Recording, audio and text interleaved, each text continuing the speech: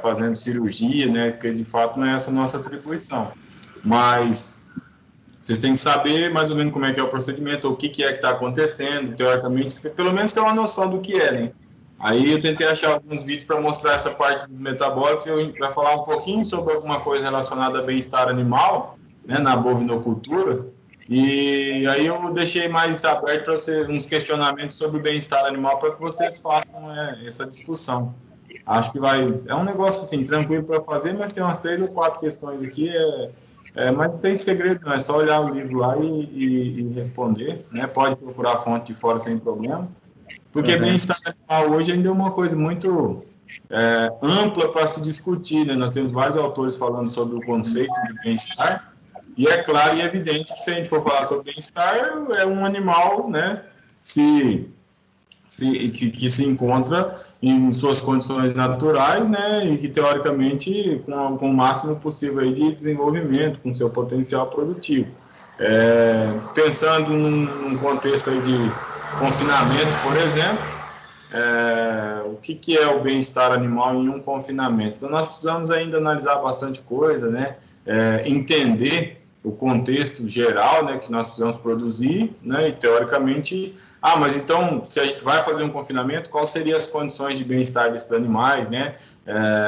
Realmente deixar eles no sol quente lá, só comendo e tendo água para beber, ou faz um confinamento onde você tem aí microaspersores, nebulizadores para tentar regular a temperatura e tal. Essas condições que influenciam muito algumas questões de bem-estar. É claro e evidente que, pensando num contexto de confinamento, por exemplo, futuramente é quase certeza que vão se criar aí, né, características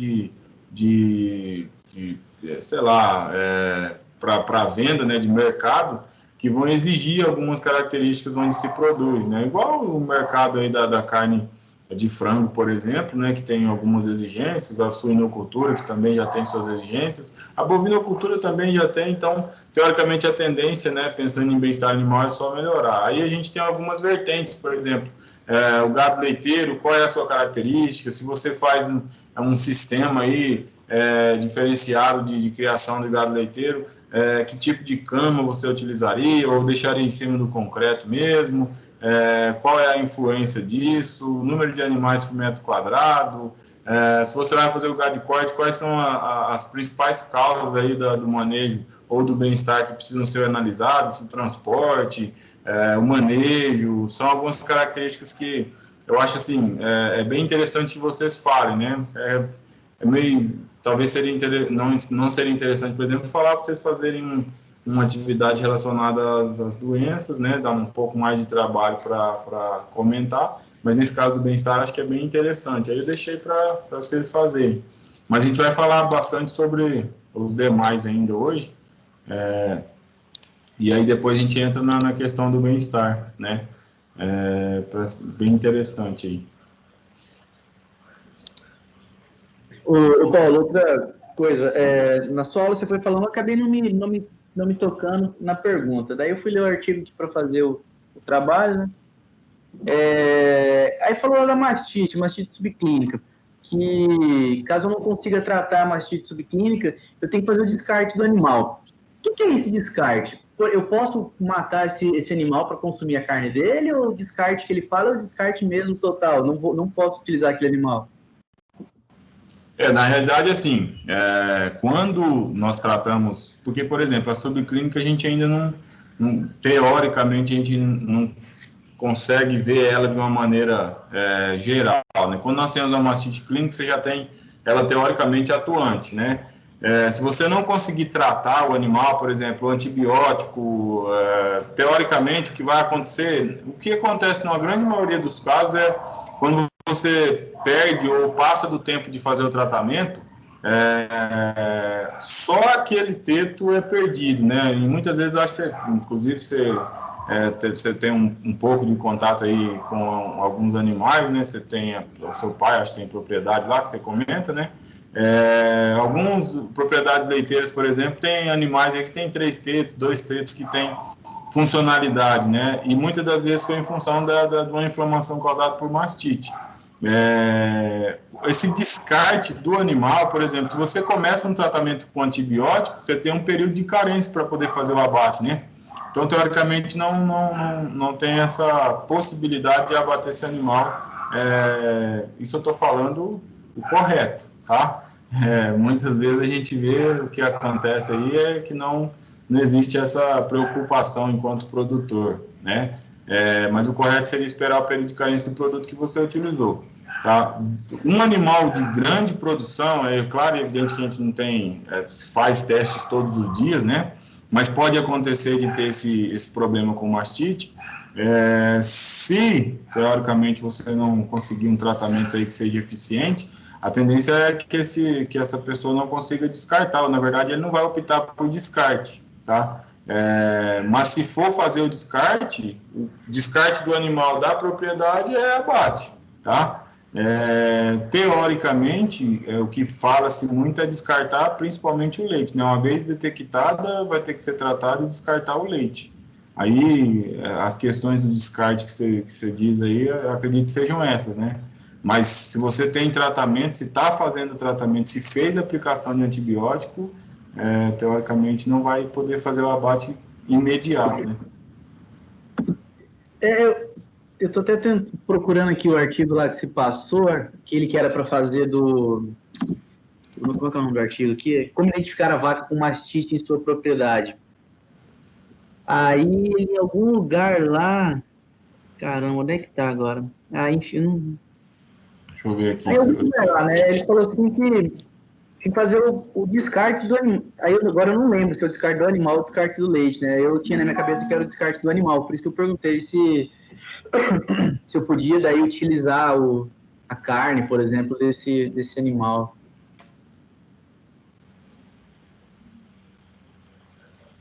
Aqui, ó, deixa eu compartilhar contigo, talvez seja essa parte que você está dizendo aí. O Carlão entrou aí já.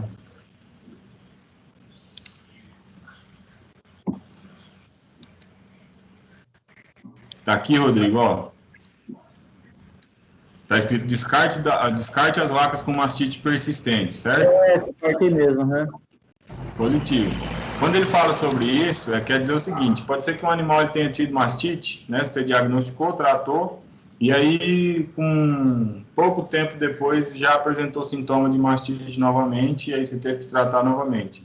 Esse animal é um animal que ele vai te dar prejuízo ao longo do tempo, né? Teoricamente, a gente pode imaginar que, com relação a características genéticas, ele tem uma predisposição para ser acometido mais do que os outros animais, né? Porque o tratamento e o local onde ele habita é o mesmo dos outros e ele apresenta aí características a mais aí com relação a adquirir a doença. E aí, quando isso acontece, realmente é o descarte do animal, tá? Mas considerando que tem que respeitar. E eu vou só procurar aqui período de carência.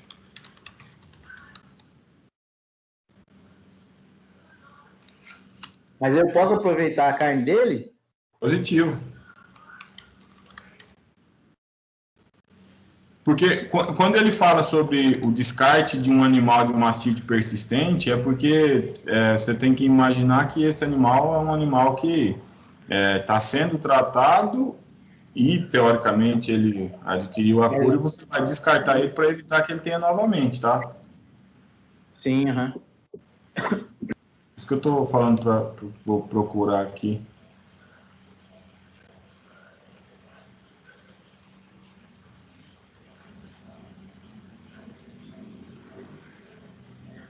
Eu tenho um tio aqui na 12 não, um pouquinho para frente da 12 ali, né? Ele tira leite, ele deve ter umas... eu acredito que tem umas 70 cabeças de gado que ele tira leite. Tava conversando com ele lá, ele falou que faz os testes. Aí eu vou pegar um tempo, vou lá tirar umas fotos lá para ver como é que faz o teste lá com ele. Chique. Bom demais. Se a gente tivesse a possibilidade de conseguir fazer as práticas, a gente podia até marcar e ir junto lá, né? Fazer uma prática lá. Mas é só mais 4. Eu vejo meu tio, é só mais 4? Porque, assim, teoricamente, né,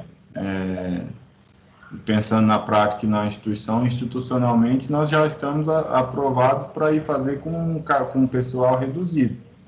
Acho que não teria problema nenhum. Vou ver com ele então, Paulo. Ele é chato, ele nem de casa ele sai direito por causa do corona, né? Mas aí ele tem um funcionário dele lá. Eu vou perguntar para ele. Aí qualquer coisa eu entro em contato contigo. Positivo. Fala, Carlinhos, tá por aí?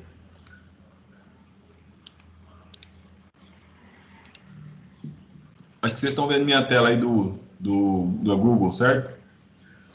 A gente tem o nome comercial aí, o princípio ativo, né, e o período de carência. Olha, esses aqui, teoricamente, pelo menos eu imagino que seriam os aplicados diretamente lá no título lá. Tá? Aí os que tem um pouco mais de período de carência, aí teoricamente você fazia uma aplicação mais interna, né? Mas teoricamente vai ter que respeitar o antibiótico que você está utilizando, né? Ou o período de carência do produto que você utiliza. Claro e evidente, né, que a administração disso, as características disso teriam que ser acompanhadas por um veterinário, né?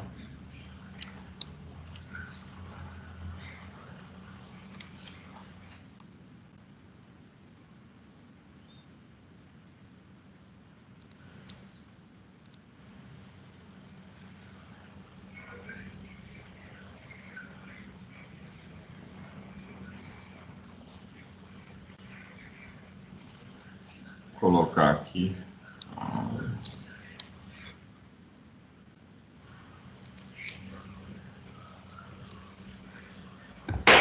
Só abrir a aula aqui para me acompanhar.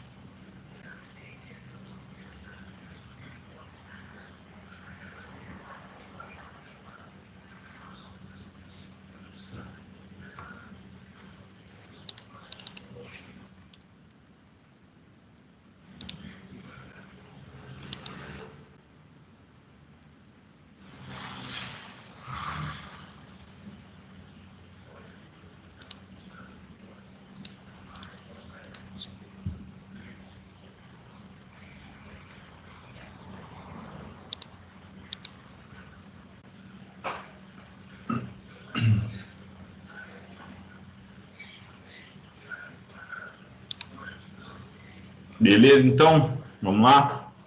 Olha só, da semana passada ficou alguma questão relacionada, ou pelo menos faltou de falar, né, de algumas formas de prevenção e formas de tratamento, inclusive, com relação aos distúrbios metabólicos, né? Eu falei que eu ia falar disso, depois a gente falar um pouco de bem-estar, tendo visto que os distúrbios metabólicos estão relacionados com questões nutricionais, né, e com esse manejo nutricional. Então, a gente precisa entender as características nutricionais adequadas, tá? E realizar um manejo adequado dentro de um contexto produtivo para que a gente consiga ter excelência no desenvolvimento desses animais, tá?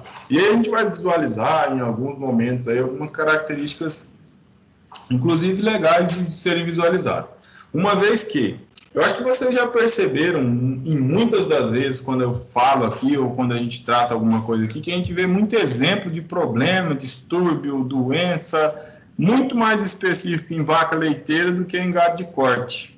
Qual seria o motivo disso, ou o que vocês imaginam relacionado a essas características de doença? Por que a gente vê mais em vaca leiteira do que em gado de corte?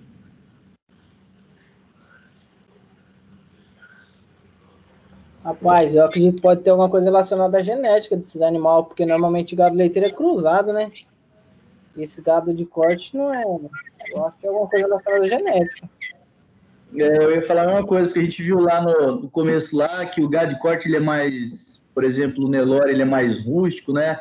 E já o gado leiteiro, ele, igual a Jean falou, tem um cruzamento com vacas, as holandesas, por exemplo, que não se adaptam muito bem aqui. Eu sei que Então, tem bastante coisa que interfere, até mesmo a pelagem do animal, né, com relação ao reflexo, né, refletir radiação solar, extrema, coloração mais clara, escura. legal. É bem interessante a gente falar sobre isso, né? Porque nós estamos falando de animais aí, Bos taurus taurus e Bos taurus índicos, né? Então são animais com características genéticas totalmente distintas mesmo, né? E se nós formos analisar, com características de rusticidade bem diferentes. No entanto, nós precisamos pensar que, né, teoricamente, nós teríamos que analisar animais do gado leiteiro e do gado de corte em específico, né? Eles são de vertentes diferentes, né? Os objetivos de cada da evolução genética desses animais foram distintos, né?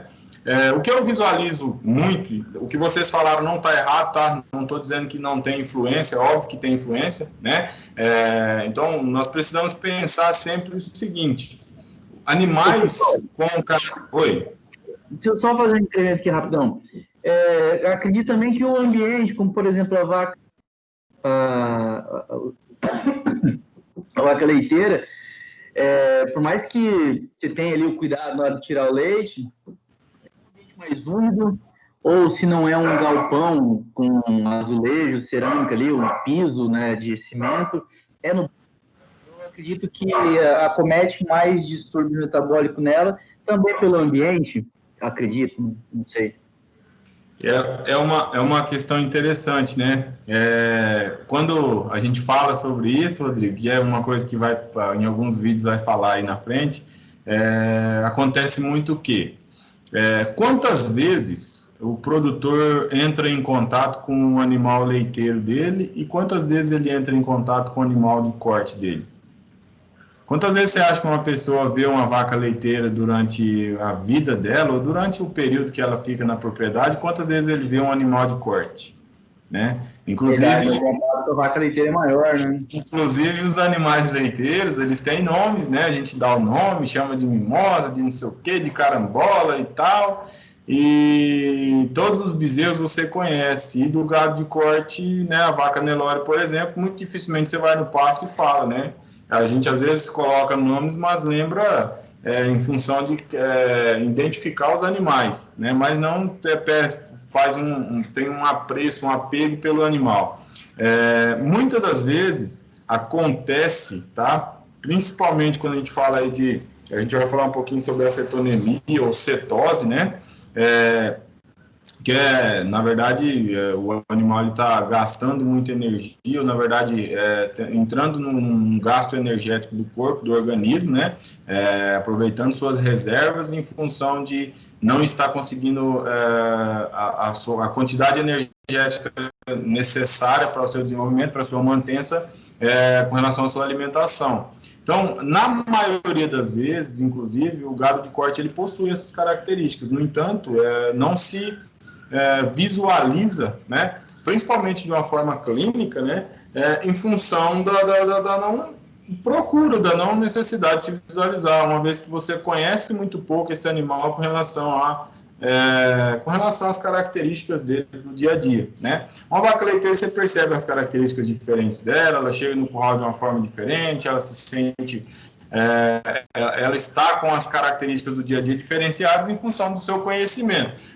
Até para quem tira leite no curral, que usa das peias lá, de corda, e amar o animal lá, ele sabe que o lugar onde ele tira leite daquela vaca não é aquele onde ele está fazendo o trabalho naquele dia. Então, esse animal aqui, ele prefere que você lace a cabeça dele, você tem que passar alguma corda, tem sempre aquelas questões, né?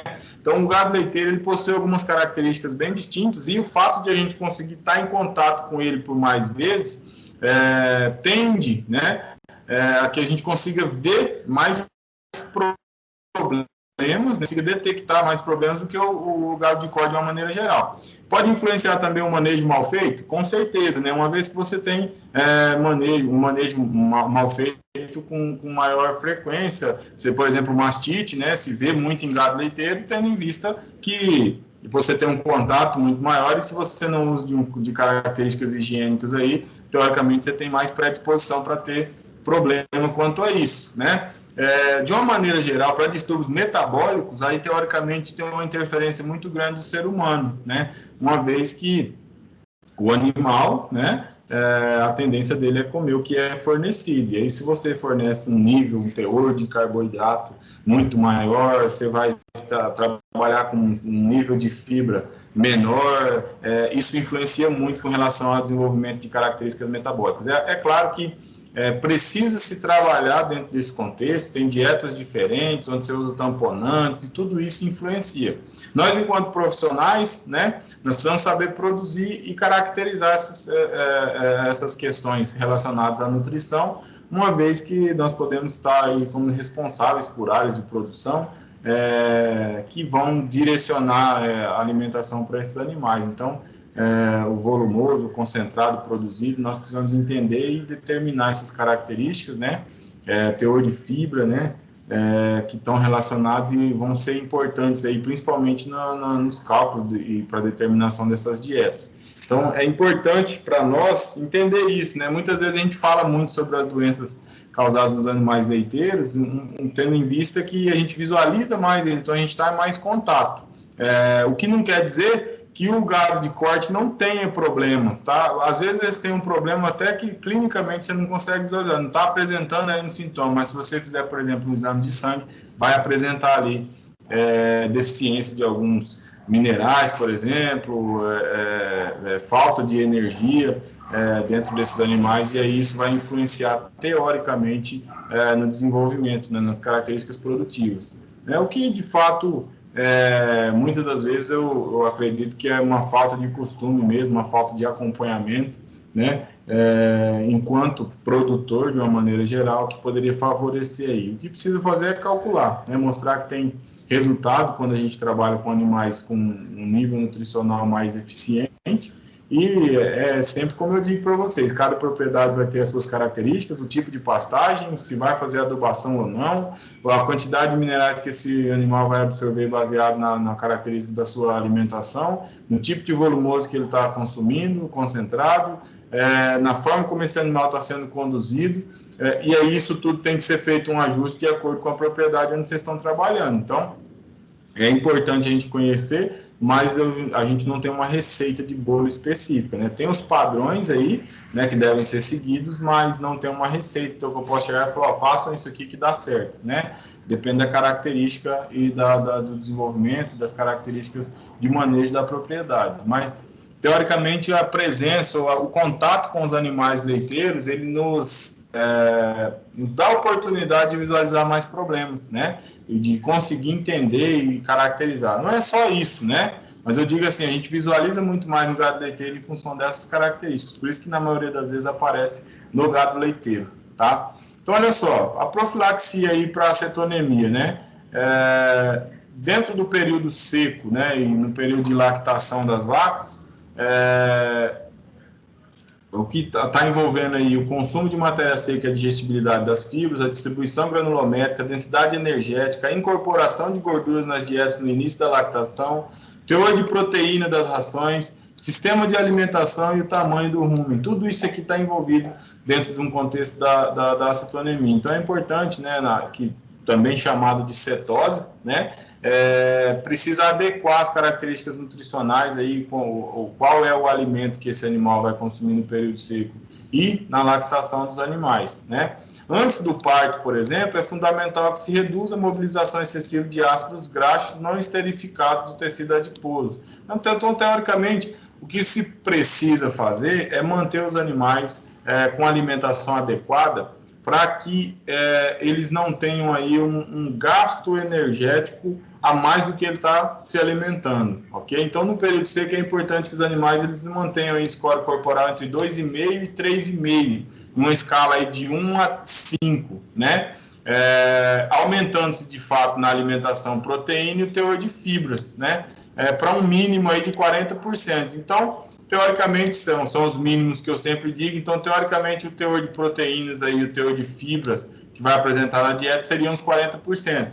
Aí, vocês lembram lá da forma como nós fizemos os cálculos lá, né, para fazer o cálculo de dimensionamento da quantidade de produtos que iam ser utilizados. A gente tinha o teor de proteína bruta, teor de fibra, para caracterizar a quantidade da dieta. E aí a gente tem que pensar nessa questão aí dos 40%, quando a gente entra no período seco, né, e em período antes do parto, para fazer tentar evitar algum problema com relação à cetose, né? As rações devem ser formuladas para atender as necessidades de acordo com os valores tabelados. Então, lembra-se das tabelas que nós seguimos lá, né, na seção 2. Uma maior frequência de alimentação é interessante, então aumentar a frequência de vezes que faz o uso da alimentação, e o uso da dieta total, em vez de fornecer volumoso e concentrado separado, importante, né, leve-se em consideração. Então, Paulo, mas eu preciso fazer, eu nunca tive problema, não está tendo problema disso aqui na minha região, meus animais não sofrem desse problema. Teoricamente, não é obrigação fazer, mas se você está tendo problemas, é importante relacionar essas questões aí, profilaxia, para tentar reduzir os problemas que você está tendo ou sanar os problemas, né, relacionados a esse tipo de característica metabólica aí. As formulações, por exemplo, destinadas à transição do período seco para início da lactação devem prever diminuição do consumo de matéria seca, né? Então, teoricamente, se vai diminuir matéria seca, você vai introduzir concentrado, é importante fazer isso de forma gradual, né? Para que o rumen, para que o animal consiga entender essa característica de alimentação diferenciada, e aí você consiga entrar aí com características favoráveis aí com relação à nutrição, né? Para que consiga ter uma flora aí, para que você consiga ter micro-organismos de fato, né? No aparelho digestivo do animal, que favoreçam essa digestibilidade, aumentem e favoreçam, e ele aproveite o máximo possível dessa nutrição que está sendo consumida, tá? Podem ser introduzidas gorduras protegidas, como sais de cálcio, ácidos graxos de cadeia longa, que vão aumentar a densidade energética sem diminuir o teor de fibra, né? As forragens precisam ser de boa qualidade, né, principalmente com baixo nível de butirato. As dietas necessitam conter quantidades adequadas de cobalto, fósforo, iodo, e os níveis de ureia devem ser reduzidos. Então, é importante pensar nessas características, né, principalmente quando você está tendo problema aí de acetonemia ou cetose dentro de um contexto geral. Tá? Aí tem algumas administrações aqui, por exemplo, a niacina, né, a vitamina B3, né, vão favorecer, né, nessa questão, principalmente a questão da energia, né, glicose e insulina no sangue. Outras medidas profiláticas incluem o uso de somatotropina bovina, né, vai mudar um pouquinho o metabolismo dos tecidos, né, de ionóforos, causa alteração na microbiota ruminal, diminuindo bactérias gram-positivas, protozoários e fungos, e elevando a população de bactérias gram-negativas, né, que leva a maior produção de propionato e menor acetato e butirato, garantindo uma disponibilidade aumentada de precursores glicogênicos, né, e aí pode ser feito também administrar precursores glicogênicos como propileno glicol, que vai favorecer as questões de energia aí, e favorecer com que o animal consiga se manter durante os períodos, tanto de pré-parto quanto no período seco. Então, são características aí que podem ser utilizadas, tá? Dentro de um contexto geral, vocês só vão analisar essas questões quando vocês tiverem algum problema relacionado a isso, né? E aí, de fato, eu trago sempre para vocês, né, alguns vídeos que enfatizam, que falam algumas questões, que determinam algumas características que eu acho interessante, né?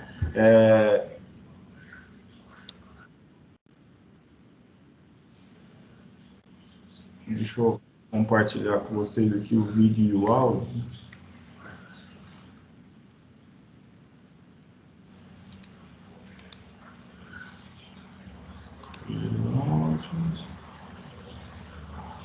Acho que é esse.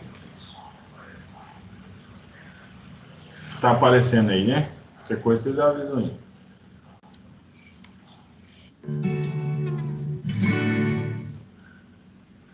Olá, nós estamos hoje aqui no estúdio com o Dr. Rafael Carvalho de Souza, que é médico veterinário e professor adjunto da PUC de Minas Gerais.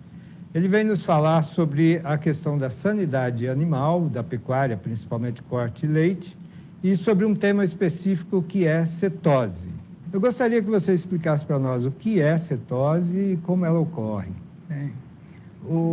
Sérgio, a cetose hoje, né, dentro da pecuária de corte, não se fala, muito pouco, concordo plenamente. Dentro da pecuária de leite hoje, ela é bem consolidada, né? Bem consolidada que eu falo no seguinte sentido, é bem conhecida, né, mundialmente, né, principalmente para vacas de alta produção. Né? Só que em pecuária de corte, por que isso não acontece? Não acontece porque o conceito no mundo é que cetose é uma doença de animais de alta produção. E cetose nada mais é do que uma alteração do déficit energético do animal. Toda vez que o animal tem uma demanda X e que a quantidade que ele consome não atende essa demanda, ele vai entrar em cetose. Ou seja, cetose é uma doença de mamíferos. Sim. Né? Então, apesar do mundo estar focado em cetose só em pecuária de leite, nós, a partir desse conceito, né, que todo animal, quando mobiliza gordura, ele pode ter cetose. Então, em 2015, né, nós, assim, no Brasil não tem nada de cetose em pecuária de corte. Nós fizemos o primeiro experimento para avaliar se tem cetose em pecuária de corte. Né? E, teoricamente, teria que ter. Vocês conseguem me ouvir aí, agora? Sim. Sim. Vocês veem aí, né? É um pesquisador, né, que trabalha nessa área, médico veterinário. Se a gente for analisar, 2015, gente, 2015, primeiro experimento para falar sobre cetose em bovinocultura de corte, né?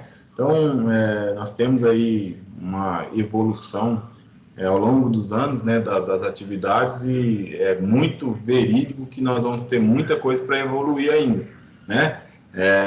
Tem muita coisa para ser estudada. Achei interessante vocês, enquanto pessoas aí novas aí no ramo, com toda a energia possível para estudar, sempre pensar nessas questões de novidade. Ele vai falar um pouquinho sobre o trabalho que eles fizeram aí. Acho que é muito válido, né, prestar atenção sobre esses trabalhos, procurar o trabalho para dar uma olhada, tá? Confesso para vocês que eu não tive oportunidade de ler o trabalho dele, mas certamente o farei, porque traz informações para nós. Inclusive, eu vou mostrar um artigo depois aí para falar principalmente sobre a hipocalcemia, inclusive para mostrar para vocês o quanto é rico olhar um artigo, né? Ele traz todas as características na introdução sobre o problema, e depois ele vai falar sobre tratamento, profilaxia, enfim.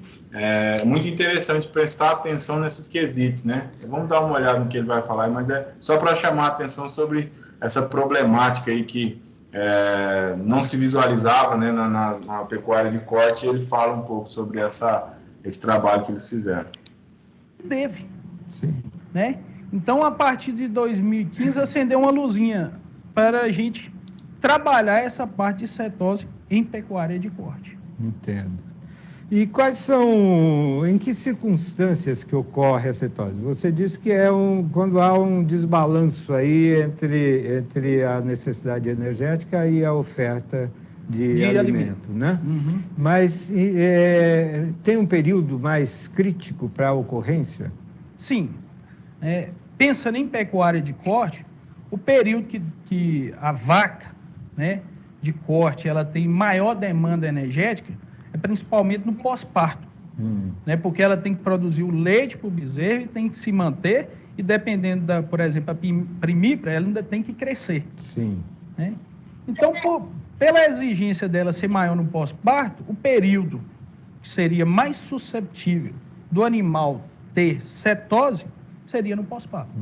Agora, lembrando que toda vez que o animal não consome o que ele necessita, ele pode ter cetose. Sim. Por exemplo, uma vaca de corte, um boi de corte, um bezerro de corte, que tem uma patologia que para de comer, ele pode ter cetose. Entendo. Okay? E como é que o produtor pode identificar se o rebanho dele está com cetose? Isso aí é muito interessante, porque eu acho que é o grande gargalo da parte de sanidade dentro das fazendas. Porque o pessoal está muito focado nas doenças clínicas, né? E quando você pega hoje na parte de clínica de bovinos aí, a grande maioria e a maior prevalência é de animais subclínicos. Sim. Né? Então, o pessoal chega ali e olha, não visualiza. Né? Eu falo assim, tem um professor meu, que foi nosso orientador, que fala que as doenças hoje em bovinos a gente pode considerar como um iceberg. Né? A parte lá que você está vendo é o clínico. Sim. A parte para baixo ali é o subclínico. Então, na grande maioria das vezes, em pecuária de corte, é muito difícil o produtor visualizar isso, porque não tem sinais clínicos. Certo. Quer dizer, tem sinais clínicos, a doença na forma clínica, mas a maioria, a prevalência maior é subclínica. Né? E qual que é a forma, né, do produtor visualizar isso? Essa forma subclínica? Sim. É monitorar, é fazer exame, né? É através de exames complementares. Exame de sangue? Aí é o seguinte, você pode fazer hoje, tem duas formas. Você pode fazer no sangue ou na urina, né?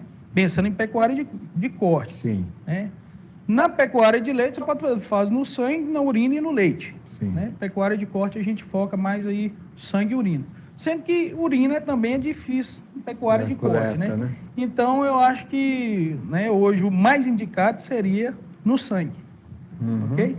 E até porque no leite e na urina, né, ao longo dos nossos trabalhos e da nossa experiência, do nosso grupo, nós observamos assim que no leite e na urina, os corpos cetônicos são muito voláteis.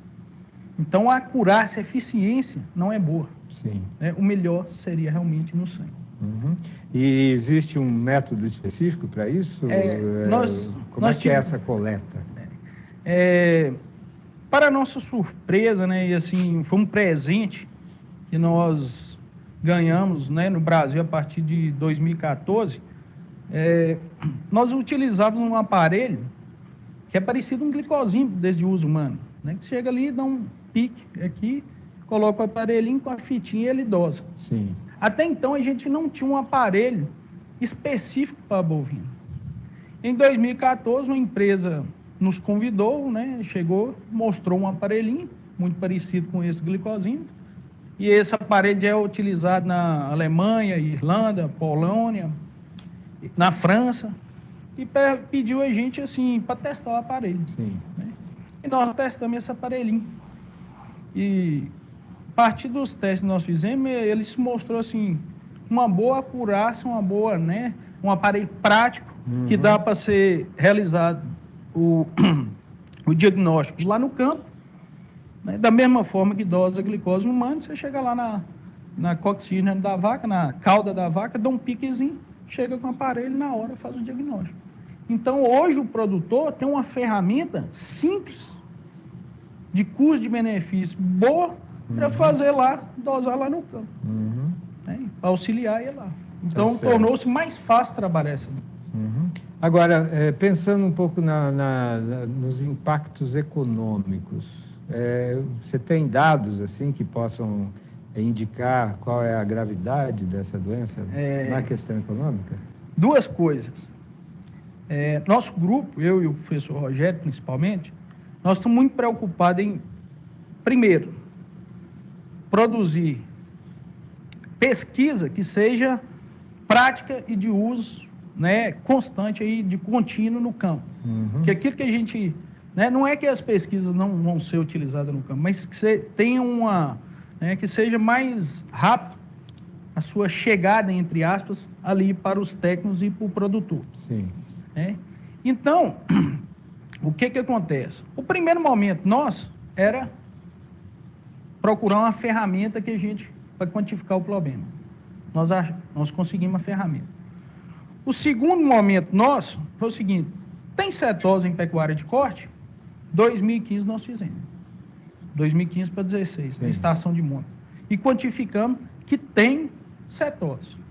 O terceiro ponto é quantificar, que nós estamos principalmente preocupados, quanto que isso gera de prejuízo e como prevenir esse prejuízo. Provavelmente, os prejuízos são altos, principalmente para quem trabalha com cria. Porque nos trabalhos que nós já temos em bovino de leite, né, corpos cetônicos altos durante o período reprodutivo, eles têm um efeito muito negativo sobre a reprodução. Você pode listar para nós quais são os principais? Os principais efeitos é assim, diminuir a taxa de prenhez. Né? Por que diminui? Por exemplo, os corpos cetônicos são tóxicos para os oócitos. Né? Diminui a qualidade desse oócito. Diminui, depois do embrião dali, né, a quantidade de células. Né? Então, tem mortalidade ali. Ele, assim, tem vários efeitos, os corpos cetônicos. Sabe?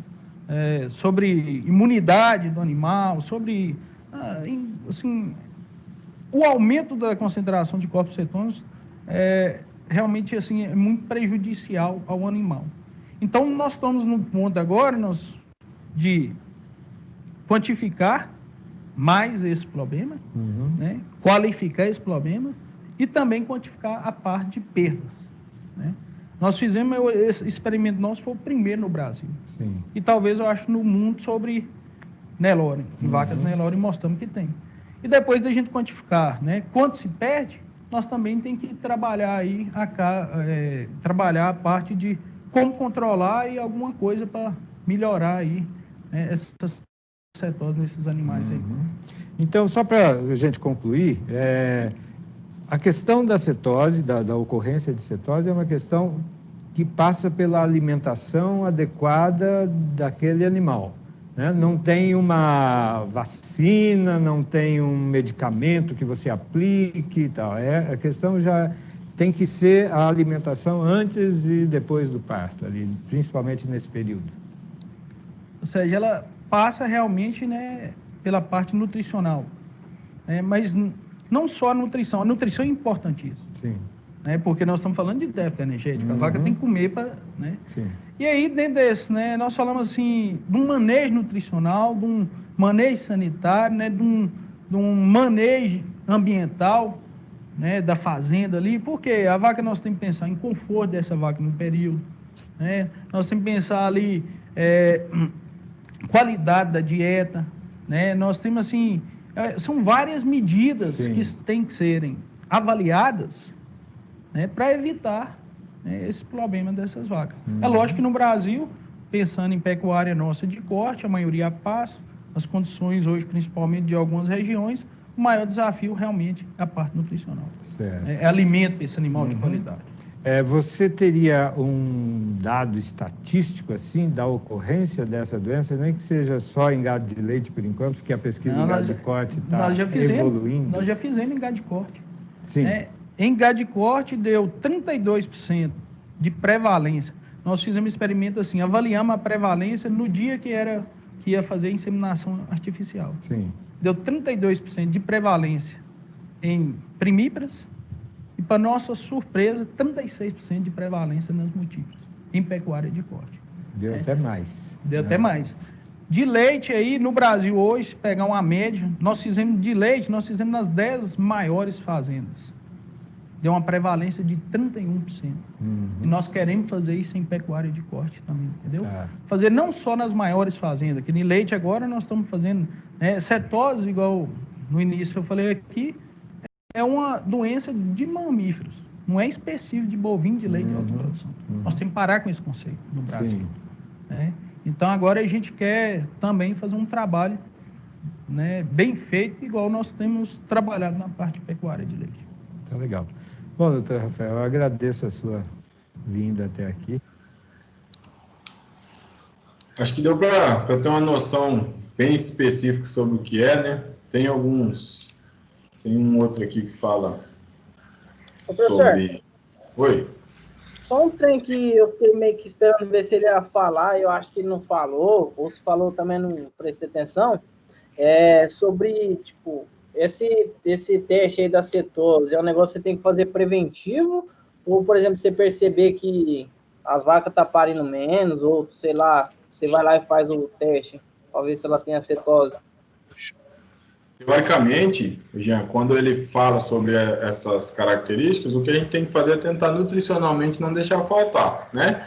Como é que a gente vai saber se está faltando? Né? Teoricamente, principalmente pensando no subclínico, né? Que é uma coisa que clinicamente você não vê, você não está vendo um animal magro, você não está vendo um animal com problema, você está vendo um animal como se ele estivesse normal, você viu aí falando sobre o período onde eles fizeram a avaliação no gado Nelore, aí, foi no dia de fazer a inseminação, né?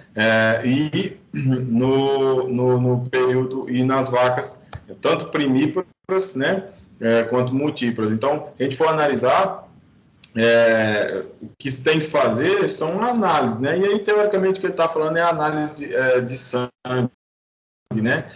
Exame de sangue. É uma coisa que tem que se pensar muito, que como é que você vai chegar no produtor e falar, vamos fazer exame de sangue aí de 1.000, 2.000, 3.000 cabeças, né? É bem complicado para você avaliar corpos cetônicos, apesar de ser uma coisa que hoje é bem rápida, né? Eu vou até mostrar um vídeo sobre o aparelhinho aí, as concentrações, mas o que de fato tem que ser feito é um manejo nutricional adequado, né? Com relação à balança energética. E aí tem que se basear naquelas tabelas e tentar manter aquele padrão. É claro e evidente que se apareceram aí 36% de prevalência aí em algumas propriedades, e se nós temos prevalência também no gado leiteiro de 30%, 35% aí, nós estamos tendo uma margem muito grande de animais que têm um balanço energético deficitário, né? E aí precisa analisar essas questões. Quando ele fala sobre uma forma de tratamento, é claro e evidente que nós temos produtos. Quando ele fala de manejo sanitário, aí tem aplicações de alguns produtos que vão favorecer as questões aí do fornecimento de energia para os animais, tá? Mas o padrão, o básico é a nutricional. Rodrigo? Não sei se o Jean também já ficou satisfeito. Não, eu queria falar que ele falou do... quando vai fazer o teste em 2, 3 mil vagas, eu não faço nem ideia de quanto custa o teste, né? Sim. Mas, pelo que eu entendi, não entendi alguma coisinha ali, geralmente em vacas que tá antes do período de gestação dela, né? Então, observar o balanço energético negativo dela, que seria a taxa de hipoglicemia. Sim. Então, eu acredito que pelo teste, igual ele falou ali, o teste de sangue do boi, não sei quanto custa, eu não faço nem ideia, né? E por taxa amostral, né, Paulo? Por lote. Sim, eu pensei a mesma coisa. Como é uma coisa nova, achei algumas coisas aqui, mas não achei ninguém falando que faz, tá? Eu achei interessante porque assim, é um equipamento que eu não acredito que seja muito caro, não procurei preço, você me fez um questionamento interessante, dá pra gente pesquisar um preço aí do produto, a gente vai ver algumas marcas aí, alguns tipos de equipamentos aí para medir, e a forma, né, o pessoal geralmente pega ali bem no finalzinho do rabo do animal, faz um piquezinho, pega o sangue, coleta e mede. Bem assim, teoricamente é rápido, não precisa conter um animal de uma forma tão específica, e você consegue, né, com um curral, teoricamente, fazer a avaliação. Achei interessante, acho que dá para fazer, mas o que a gente precisa, e você falou bem claro aí, é uma questão, por exemplo, no pré-parto ou no início do reprodutivo, do período reprodutivo, na verdade, qualquer período onde tiver mudança de alguma característica, né, por exemplo, você sai das águas e entra nas secas, teoricamente você vai ter um volumoso com menor quantidade, menor qualidade, você vai ter que mudar a característica de alimentação, e se você não se preocupar com o balanço energético na alimentação do animal, você pode ter problema, né? Então, como ele disse, é uma doença de mamíferos, né? Se a gente for parar para analisar, teoricamente é isso mesmo, né? É porque nutricionalmente a gente acaba não se preocupando muito, né? Se a gente for pensar em balanço energético, né? Eu, por exemplo, acho que consumo muito mais quantidade de energia do que eu preciso, e aí por isso que passa do peso que é o necessário para o desenvolvimento da mantença, né? Mas é interessante pensar, por exemplo, qualquer período, mas o período reprodutivo, principalmente as novilhas primíparas, por isso que ele ficou tão espantado quando as múltiplas deram muito mais do que as primíparas, porque um animal que ele vai ter o primeiro parto, por exemplo, ele tem que ter desenvolvimento do feto, ele tem que ter o desenvolvimento dele ainda, né? As vacas, por exemplo, elas já têm o seu desenvolvimento completo, então, teoricamente, teriam uma quantidade menor de predisposição. O que aconteceu foi o contrário, 31 e 36 para as vacas, né? Então, mas é uma questão interessante. Eu sempre coloco os vídeos aí para vocês terem uma noção. Eu gosto de colocar quando aparece imagem, né? Apareceu a imagem do produto lá, acho que nesses aqui vai aparecer também.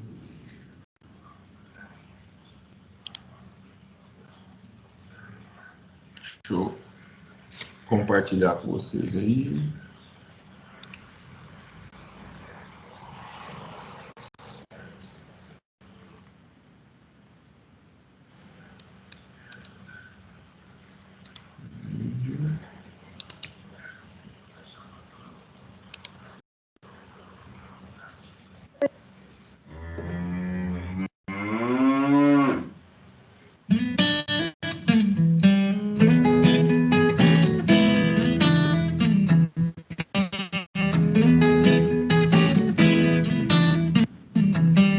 Uma coisa interessante, ó, doença metabólica relacionada ao metabolismo energético que acomete as leiteiras durante o período de transição. Então, é interessante analisar essas questões.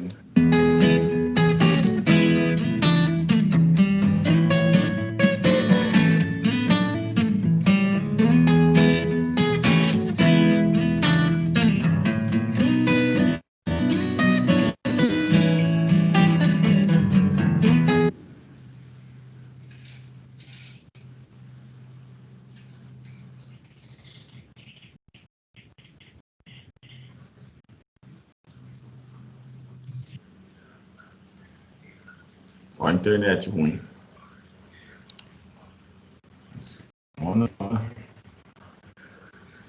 Paulo, R$140 o preço do aparelhinho ali, dê uma olhada aqui. Olhou o preço?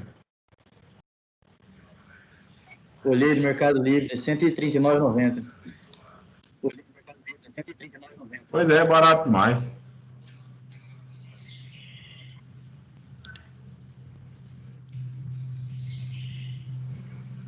Olha lá.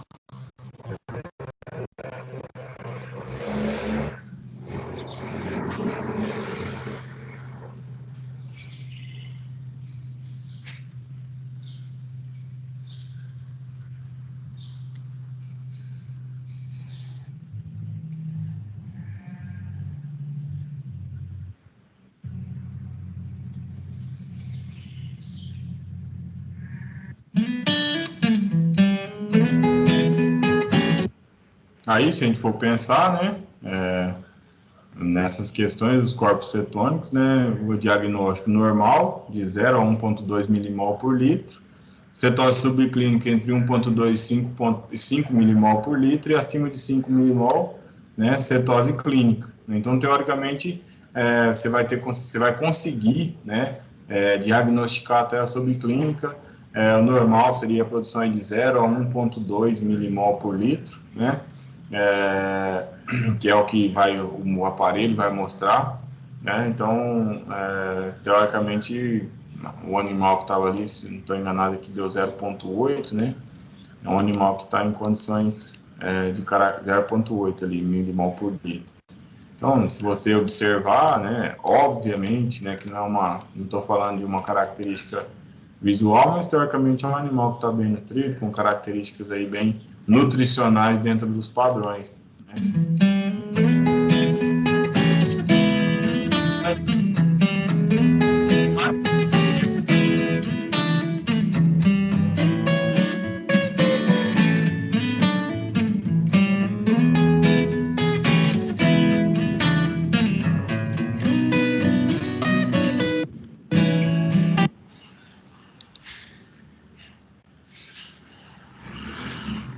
Eu acho sempre interessante trazer essas informações, mostrar, na verdade, mas é por uma questão de curiosidade mesmo, mas eu sempre acho interessante para vocês visualizarem que nós estamos tendo muita mudança aí, né, dentro de um cenário de produção, e acho interessante mostrar para que vocês vejam. Tem mais um aqui. O Rodrigo, você procurou o preço aí, ó, se a gente for analisar, né, teoricamente é muito, né, barato, pensando no tanto de problema que ele pode nos solucionar, né? Eu sempre penso que a gente tem que calcular, é claro, né?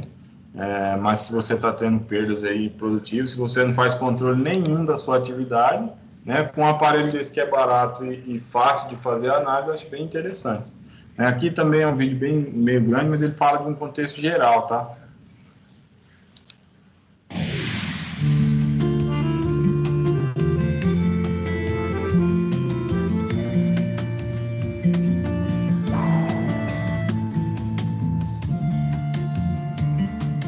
Olá, o Valeu Valer está no ar e o assunto em pauta nesta edição são as... Esse aqui eu trouxe mais para mostrar algumas características, eles mostrarem alguns, apesar de ter alguns vídeos para frente que vão mostrar, mas para eles mostrarem algumas características mais específicas sobre as metabólicas, aí, as doenças metabólicas, inclusive mostrar alguns desenhos, mostrar algumas questões que interessantes aí que eu acho para vocês visualizarem de fato.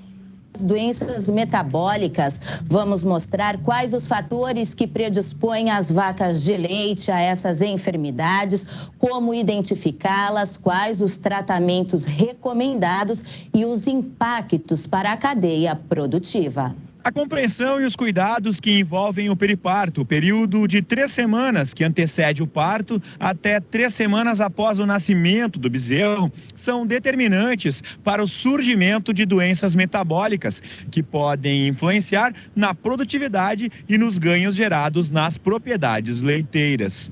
Pois é, realmente grandes perdas podem ocorrer nesse período onde é comum a manifestação de doenças metabólicas. O programa de hoje tem o oferecimento do Hepatoxan. Para a recuperação, não tem comparação. A partir de agora, fique com a gente. Como sempre, você é o nosso convidado especial.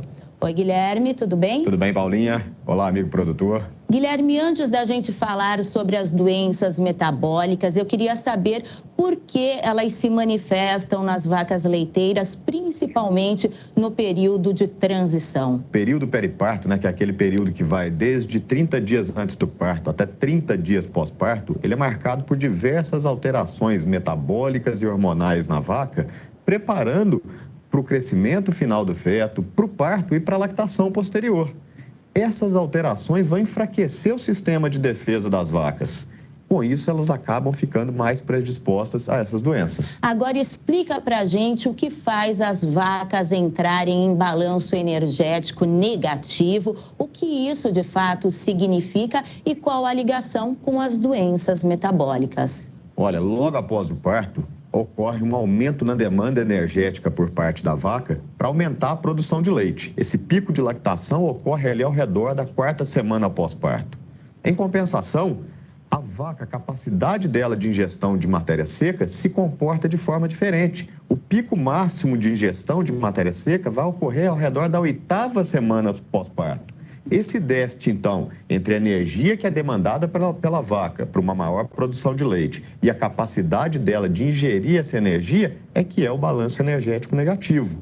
Esse balanço energético negativo faz a vaca buscar fontes alternativas de energia e ela acaba degradando gordura corporal. Isso faz com que ela perca peso e fique mais predisposta às doenças. E quais são as principais doenças metabólicas? Olha, Paulinha, a gente tem aí a hipocalcemia, a cetose, não podemos esquecer também do deslocamento de abomaso, da retenção de placenta e da metrite. Tá certo, então, Guilherme, e agora vamos a um rápido intervalo comercial. Não saia daí porque a gente volta já já.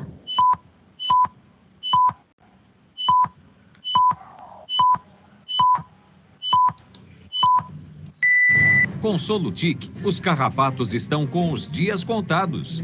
O único com tecnologia FA10 que acaba com os carrapatos em 10 dias. O mais rápido contra os carrapatos. Gado limpo em 10 dias. Solutic é 10. Bom, e agora a nossa equipe de reportagem vai mostrar como identificar as doenças metabólicas e quais os tratamentos recomendados para esses problemas que trazem grandes prejuízos para a pecuária leiteira.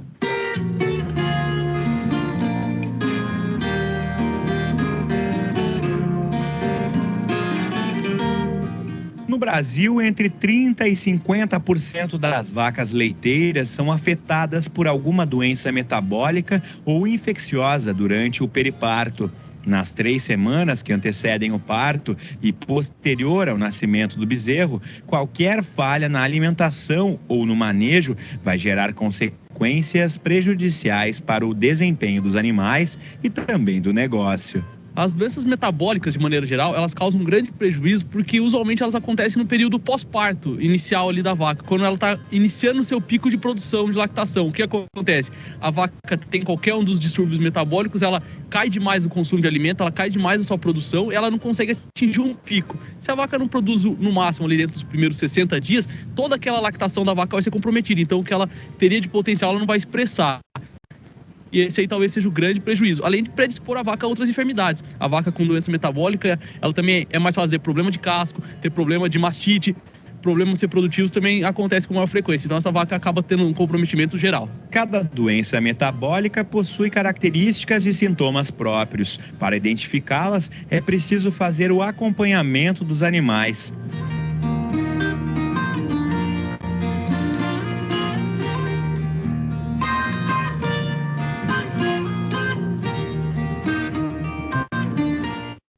Os sinais da hipocalcemia clínica, eles são muito característicos, são simples de reconhecer. É uma enfermidade que afeta os animais no pós-parto imediato, então nós temos em torno de 90% dos casos ocorrendo até as primeiras 72 horas pós-parto. Os sinais incluem o animal se separa, existe tremor muscular, ele é relutante em levantar, até o ponto que no terceiro estágio, o mais grave da doença, esse animal acaba deitando de lado e a morte sobrevém em torno de 12 a 18 horas após o início do quadro. Já a hipocalcemia subclínica, que é uma enfermidade de ocorrência muito mais comum nos nossos rebanhos e muito menos diagnosticada, ela se acredita que ela acometa em torno de 45% até 65% das vacas no primeiro mês de lactação. E os sinais são muito vagos, eu diria que o principal deles é diminuição do consumo voluntário, já que o cálcio é responsável pela motilidade do rumen e isso acaba comandando quanto a vaca vai ingerir de alimentos. A diminuição no consumo acaba levando a uma série de outras doenças, como metrite, cetose e até mesmo mastite pelo efeito do cálcio na imunidade. E o tratamento da hipocalcemia é talvez o tratamento mais simples para o produtor. Basta ele utilizar do valecálcio, via endovenosa, subcutâneo ou intraperitoneal. Lembrar que se for endovenosa, sempre fazer de maneira mais lenta, nas outras vezes ele tem a facilidade, a praticidade na aplicação. O produtor fez um frasco do valecálcio, ele fez o tratamento da hipocalcemia. A gente pede para o produtor observar com 24 horas se o animal realmente se recuperou, não teve mais sinal clínico, senão ele repete o tratamento. Mas usualmente um frasco de valecálcio é o tratamento completo para o quadro de hipocalcemia. A hipocalcemia subclínica, assim, ela pode ser confundida com uma série de outras doenças e pode ser inclusive o gatilho para o aparecimento de outras doenças. A principal delas seria a cetose, onde existe diminuição do consumo e depressão. O principal sinal clínico dela seria a queda abrupta no consumo de alimentos. Seguido disso aí, é claro, o animal vai acabar produzindo menos leite e em torno de 1-2 dias depois vai começar a se notar o emagrecimento. Nós reconhecemos 2 tipos de cetose hoje, que chamamos de cetose tipo 1, que ocorre em vacas magras, lá pela 6ª até a 8ª semana de lactação, e cetose tipo 2, que é o caso mais grave, que ocorre em vacas mais gordas, já na 1ª, 2ª semana de lactação. No entanto, na cetose tipo 1 não existe risco de vida para o animal. Na cetose tipo 2, ao contrário, aquelas vacas que estão chegando ao parto muito gordas, essas sim, elas têm muito mais chances de levar problemas que vão culminar com o óbito do animal. Para vacas que apresentam quadro de cetose, então, a Vale recomenda a aplicação do Bioxan associado ao Hepatoxan durante 3 dias consecutivos. O que é o objetivo desse tratamento? A gente fornecer vitaminas, fornecer energia, que é a dextrose, e a cafeína, que é um estimulante, para que essa vaca volte a se alimentar e saia desse quadro, então, de não apetite que a cetose vai apresentar. A vaca comendo, ela mesma vai se recuperar de todos os males. É muito importante lembrar que os pecuaristas nunca devem se basear apenas nos sintomas clínicos para avaliarem a saúde do rebanho. A hipocalcemia, a cetose e a maioria das doenças metabólicas ocorrem de forma subclínica, ou seja, sem que o animal manifeste algum sinal clínico e sem que o produtor perceba que está perdendo dinheiro. Então o produtor tem que estar sempre atento, que as doenças metabólicas, na maioria das vezes, são subclínicas, ou seja, elas não estão manifestando o sinal para o produtor. Ele acha que a vaca está muito bem produzindo uma quantidade de leite e ele está deixando ali de receber, porque essa vaca não produz talvez 1-2 litros a mais que ela teria como potencial. Ele tem que estar atento. Se ela manifesta de sinal clínico, ele tem tem tratamento eficaz para isso. E se ele está no subclínico, ele tem que estar atento então aos parâmetros do rebanho para medir. Investir em sanidade, investir em nutrição para expressar sempre o máximo potencial das vacas, é importante o produtor estar atento a esses detalhes. Bacana, Afonso.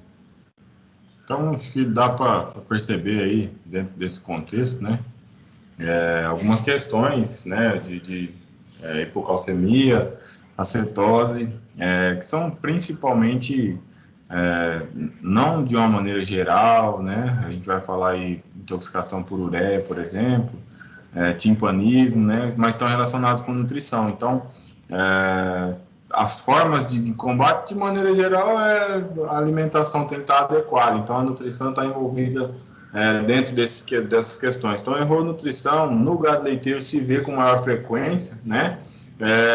E no gado de corte a gente pode estar tendo problema também relacionado a essa questão nutricional.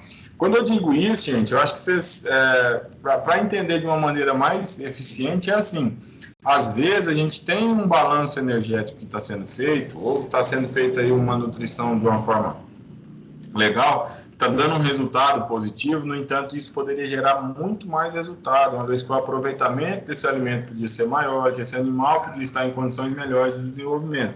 Então, é basicamente isso que eu, teoricamente, tento passar quando a gente tem essas questões aí, tá? E aí eu deixo sempre os vídeos aí para que vocês consigam visualizar, tá? Deixa eu compartilhar a tela novamente aqui. Tá aqui, beleza.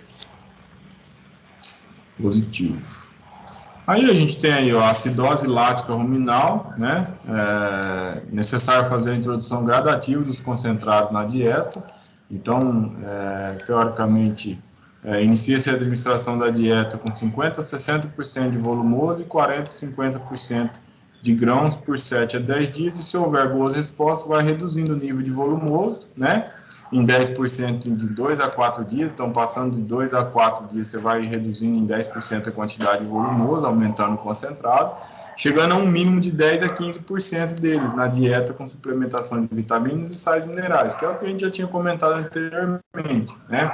Quando o nível de grãos, né, da dieta ele é elevado, pode-se acrescentar tamponantes como bicarbonato de sódio para tentar evitar essa acidose lática ruminal, né?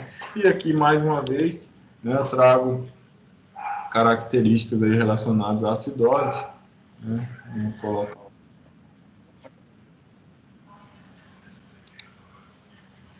Eu sempre tento trazer os vídeos, tá? E sempre digo, né, não se preocupem com a propaganda. Na verdade, é o material, o conteúdo que o pessoal usa para falar, que é bem tranquilo para nosso entendimento. Então, eu sempre gosto de trazer para vocês visualizarem de uma maneira geral. O Ourofino a gente falou ao vivo com o pessoal do Facebook da Ourofino Saúde Animal e a gente explicou o que é acidose ruminal. Então, assim, é uma azia que o animal sente? É uma azia, o nome já é acidose justamente pelo excesso de produção de ácido. E esse excesso de ácido vai causar azia no animal, muito similar ao que a gente sente também.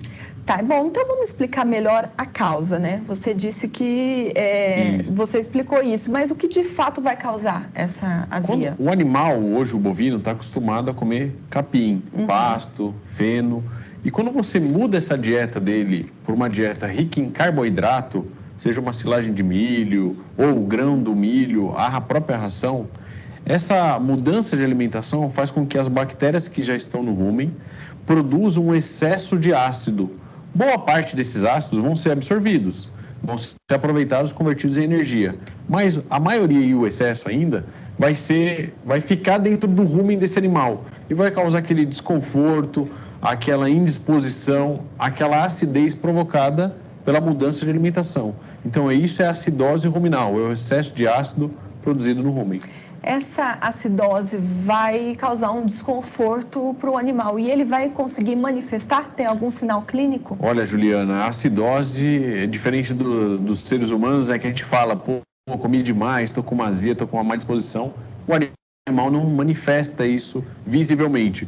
O que vai acontecer é que esse animal vai parar de comer. ele vai largar a comida no coxo, ele vai buscar outra fonte de volumoso, ele vai buscar um capim, e ele vai parar de comer 2 a 3 dias aí, mais ou menos, comendo muito pouco.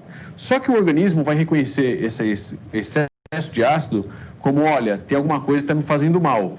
Então eu não sei o que está me acontecendo aqui, mas para de comer. Por isso que a vaca para de comer, entra num quadro de anorexia. E o organismo tenta expelir esse excesso de ácido e a vaca começa a ter a diarreia. Então é comum a gente ver umas fezes pastosas no rebanho leiteiro, muito mais líquida, e isso é decorrência de uma acidose, muitas vezes subclínica, porque o animal comeu um pouco de ração, mas não é todo dia que ele está comendo ração com um volume muito grande. Então as fezes mais amolecidas, esse animal com uma queda produtiva muito intensa e em alguns casos também um timpanismo vai estar junto nesse animal. Então você vai olhar do lado esquerdo desse animal, inchado, ele parecendo um balão, isso pode ser um princípio de uma acidose. Muito bem. Acontece mais em gado de leite ou gado de corte? Juliana, na verdade, o animal que come ração, seja no gado de corte ou no leite, está predisposto a isso. É mais comum a gente observar em gado de leite porque está constantemente confinado. Então está recebendo silagem todo dia, ração todo dia. Agora, no gado de corte, nos períodos de confinamento mesmo. Mas não tem predisposição nem de raça, nem de idade. Comeu carboidrato, comeu concentrado, está sensível ao quadro.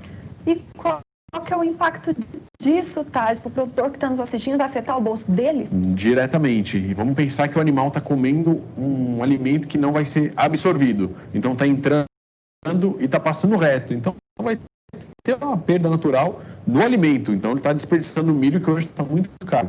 E esse animal vai ter uma queda de rendimento produtivo. Se for no gado de corte, pode perder até 11% da capacidade dele de ganho de peso. Ou seja, uma dieta aí de 1,5 kg que vai ser para ganhar, esse animal vai ganhar 1,350 kg. Então esse prejuízo vai ser vai computado só no final do abate desse animal. Agora no gado de leite cai a produção. Então esse animal vai deixar de produzir até 2 litros de leite por dia. Ou seja, afeta diretamente a produção. Com acidose ruminal, o seu gado não vai conseguir produzir leite e não vai conseguir ganhar peso. Isso vai impactar ali na hora do abate. Então, um problemão de fato na pecuária, hein, Thales? Ele é comum, ele é frequente e a acidose traz outros problemas. Esse excesso de acidez no rumen vai fazer com que tenha uma corrosão da parede, a bactéria que está ali dentro entra e vai para o fígado e faz abscesso hepático. Então o animal está comendo pouco e o que ele está absorvendo, o fígado não está metabolizando. E além disso, a acidose predispõe a laminite, então problemas de casco. Então começa a virar uma bola de neve que o prejuízo não é só produtivo, mas com outras doenças e acaba impactando geral dentro da propriedade rural. Olha, então é só o começo do problema, então, né? A acidose ruminal. Bom, então vamos falar de controle, né? Tem como prevenir isso? Tem como prevenir, sim, utilizando produtos à base de probióticos que justamente vão atuar nesse alimento, evitando que ocorra essa produção de ácido.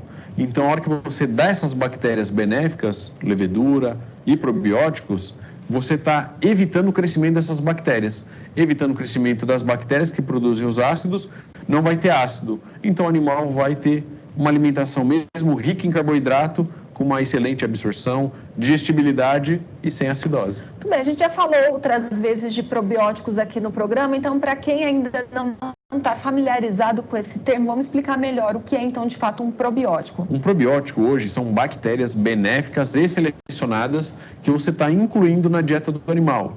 Vamos comparar com a gente. Certo. É o nosso famoso Yakult, aqueles leites fermentados que tem bactérias benéficas. Lactobacilos vivos. Isso.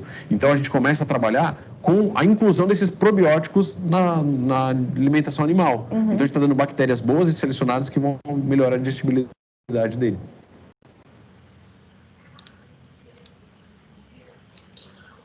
Mais uma vez, né, a gente consegue verificar aí questões relacionadas a doenças metabólicas e uma solução, de fato, favorável aí dentro desse contexto.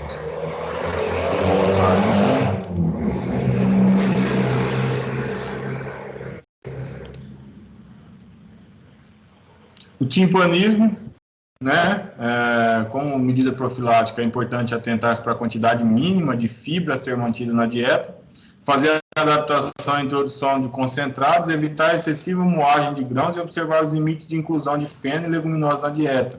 né? Paganini fala isso, teoricamente, ele já falou ali um pouquinho sobre o tímpano, né? Seria um inchaço na parte esquerda, né? Do animal, né? Na lateral esquerda do animal.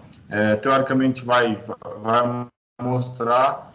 Eu gosto muito, tá, de materiais aqui da Milk Point, inclusive vou colocar aqui para vocês visualizarem, porque eles trazem muita informação relacionada ao que nós estudamos de uma maneira geral, tá?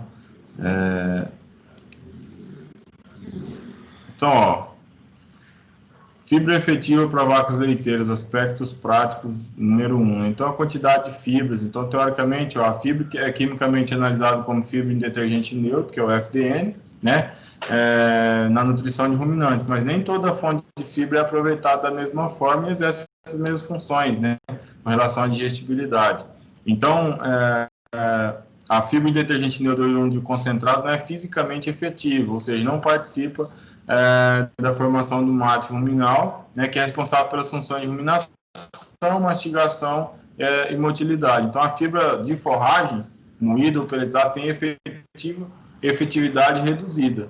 Então, pensando nesse contexto, né, é importante analisar o conceito de fibra fisicamente efetiva. Então, fibra em detergente neutro fisicamente efetiva, né? E essas questões são importantes para nós analisarmos. Então, é um artigo que fala sobre essas questões, tá? Avaliação do tamanho das partículas, quantidade, e aí fala alguns exemplos, como que foi feito, coloca um exemplo aqui para vocês, tá? Então deixo disponível, aplicação do tamanho de partícula na formulação de dietas, exemplo de uma dieta para vaca em lactação, são algumas questões relacionadas a isso, né, da Milk Point, que traz bastante informação. Eu gosto de deixar cadastrado o meu e-mail para receber aqui da Milk Point sempre o newspaper, né? Na verdade, a gente recebe aí todas as informações, esses artigos que saem aqui, tudo recebe no e-mail. Eu gosto sempre para trazer uma informação maior, mas então o teor de fibra influencia muito no timpanismo. Geralmente, né, a mudança nas características da utilização de concentrado vai influenciar com relação a essas questões. E aí eu coloquei aqui mais um vídeo para vocês, tá? Deixa eu abrir aqui, só para a gente visualizar algumas questões do timpanismo.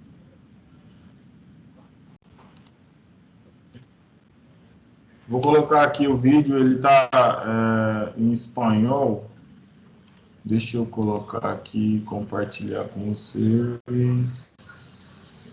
Incluir o áudio. Beleza. Deixa eu ver se eu consigo colocar uma legenda aqui.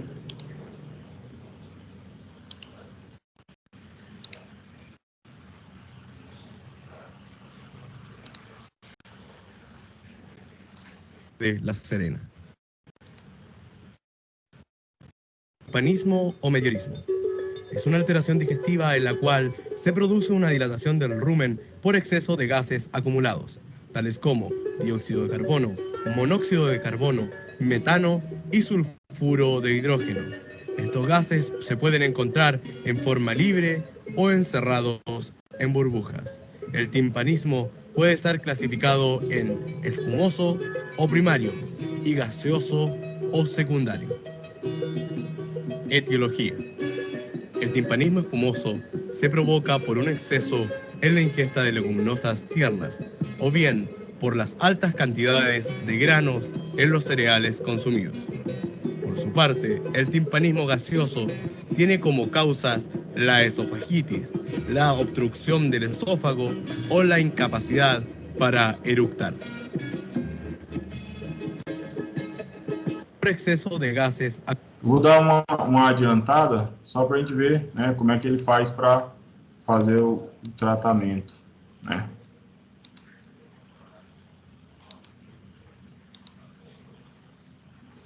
Del animal.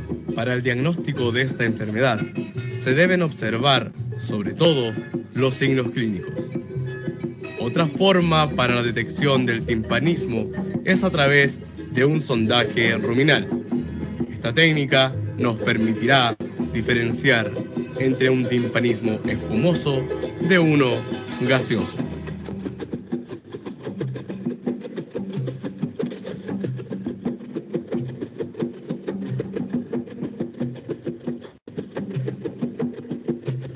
mecanismo gaseoso funcionar tanto en la invertida como el bloqueo paralumbar.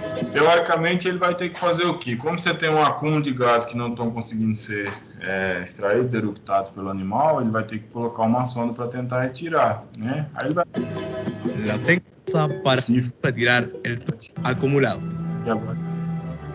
Bloqueo en L invertida.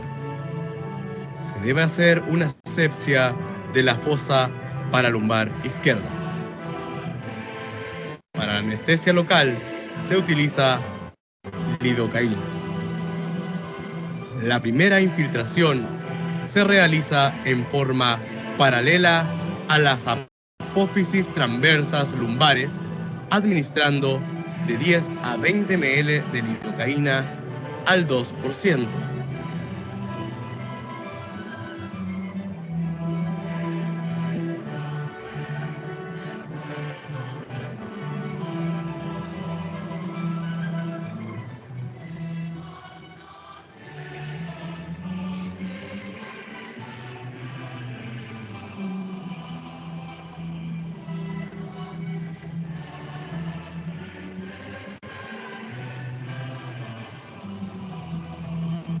Infiltración. Un bloqueo paravertebral. Se empieza realizando una buena asepsia. A continuación, nos guiamos por el borde caudal de la última costilla hasta ubicar la vértebra número 13. Se infiltra 5 ml de lidocaína al 2% entre el espacio vertebral de... Otra infiltración ventral al I L2. Fazendo só as anestesias.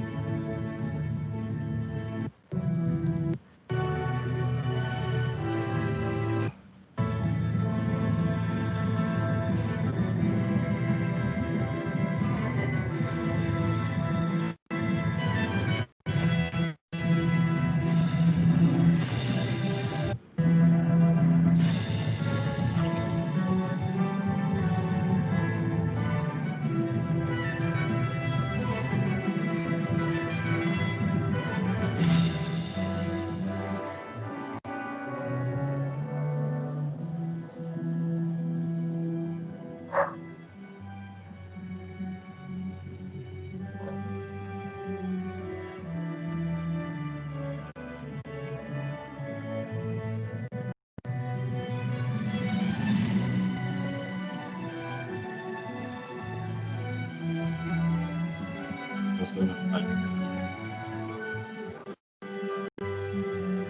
Tirar.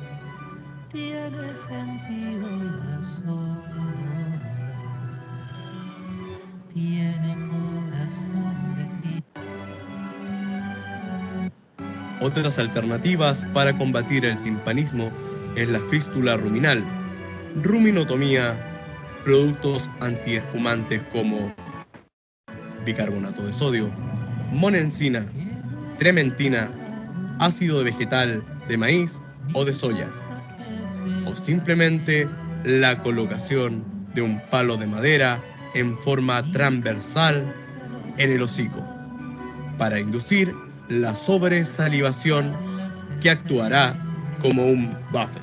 Prevenção. Então, teoricamente, acho que vocês conseguiram ver aí como é que é o timpanismo e a forma de solucionar o problema, que de fato tem que se fazer assim, vai introduzir concentrado, fazer isso de uma forma adaptativa, né, dentro dos padrões, para que o animal não tenha problemas relacionados a isso, a produção de gases que ele não vai conseguir extrair do corpo e causa esse inchaço aí, né? Principalmente no lado esquerdo, em função do rumen, né? Intoxicação por amônio.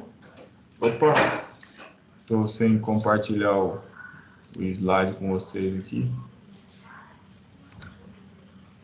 Beleza? A intoxicação por amônia é importante caracterizar e pensar sempre na questão da relação energia e proteína, né? Fontes de carboidrato não estruturais devem ser fornecidas como fonte de energia para possibilitar o uso da fonte de nitrogênio não proteico pelas bactérias ruminais na formação de proteína microbiana, né? Caracterizar a concentração... Para mim não está aparecendo na tela não sei se eu tá. Ah, então pera aí, vou fazer de novo.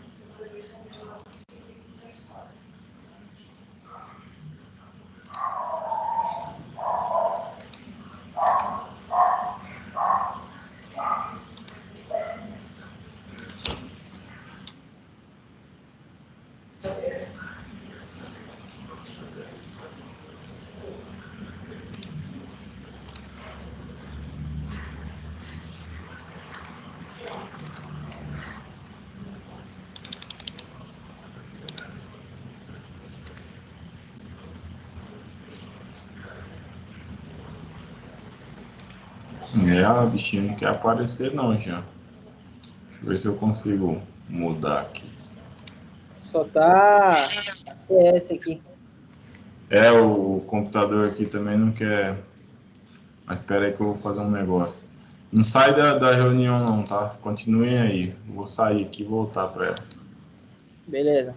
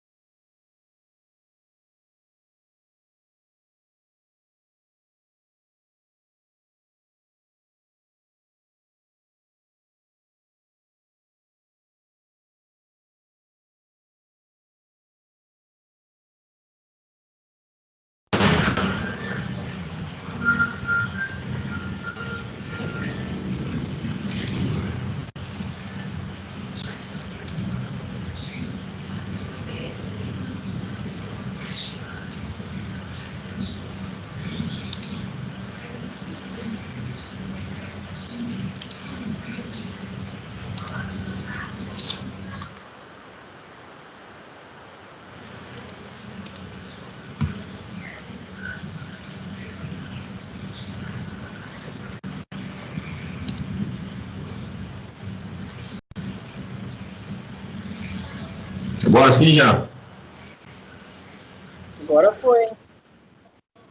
Então, na questão da amônia, né, intoxicação por amônia, sempre prestar atenção na questão da quantidade de nitrogênio na dieta, né? Então, teoricamente, a gente tem que pensar, né, na utilização da ureia, por exemplo, né? Suplementação de enxofre na relação sempre de 10:1 e adaptação na introdução de fontes de nitrogênio na dieta. Então, a gente comentou um pouco sobre a introdução do nitrogênio, inclusive eu tratei com vocês sobre essa introdução aos poucos, né, mostrando os vídeos aí. Pensar que uma vez que você vai utilizar o nitrogênio, né, ou fontes de nitrogênio não proteico para fazer alimentação, quando você faz isso, tem a sua característica de potencial, mas é importante lembrar que é preciso fazer os cálculos de forma ideal para evitar essa possível intoxicação, né? Quando isso ocorre, geralmente gera problemas e para tentar reverter, o que de fato eu contei até para vocês, um cálculo errado feito na hora de formular a ação pode levar vários animais à morte se não tiver um tratamento rápido. Então é importante analisar isso. Teoricamente, se você vai introduzir o nitrogênio na dieta, você já tem que pensar nessas questões. Então, se a gente for o profissional responsável, né, nós precisamos analisar isso, né? E a hipocalcemia puerperal, tá? Eu coloquei aqui para vocês, deixei um artigo legal aqui disponível. Deixa eu ver se eu acho ele aqui. Peraí um pouquinho. Tá aqui.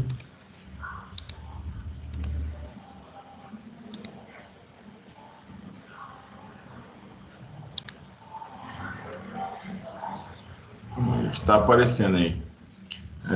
A hipocalcemia puerperal em bovinos de leite, revisão de literatura. Então, eles fizeram a revisão de literatura para mostrar as características, né?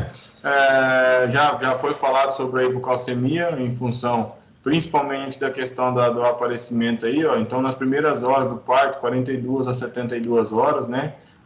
Ocorre isso, né? Então, a doença metabólica acontece porque durante as prenhes a necessidade de cálcio pela lactação são relativamente baixas, né? Porém, quando inicia-se a lactação, ele precisa de uma grande quantidade, né? E aí você tem um problema com relação à quantidade de cálcio, né?